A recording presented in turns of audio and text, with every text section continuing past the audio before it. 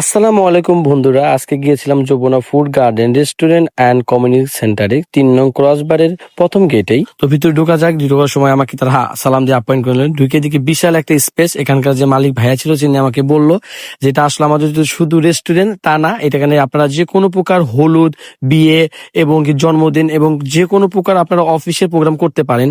আপনারা যে কোনো প্রকার অনুষ্ঠান এই Jamuna food garden restaurant and community সেন্টারে করতে পারেন।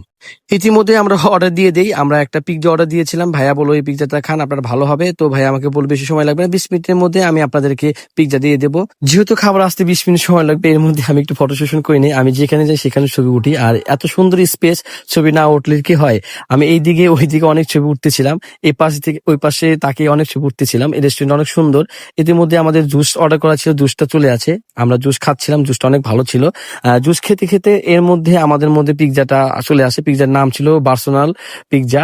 আমি রিয়াল মাদ্রিদের ফ্যান, অবশেষে পার্সোনাল পিৎজা খেতে হয়েছে আমাকে। অনেক বারবার বলতেছিল ভাইয়া জুসটা অনেক সুন্দর, অনেক ভালো লেগেছে। আমের জুস ছিল এটা। জিয়াদ বললো ভাইয়া খুবই ভালো। তাদের ডেকোরেশন সুন্দর তা নয়, তাদের খাবারের মানটাও মোটামুটি ভালো ছিল। আমার কাছে খুবই ভালো লেগেছে। আপনারাও ট্রাই করতে পারেন। আমি পিৎজা খেয়েছি, জুসও খেয়েছিলাম। আমাকে বারবার তাদের ম্যানেজার এসে বলছিল ভাইয়া খাবারটা কেমন ছিল, বললাম ভালো। আপনারা সবাই এখানে ট্রাই করতে পারেন।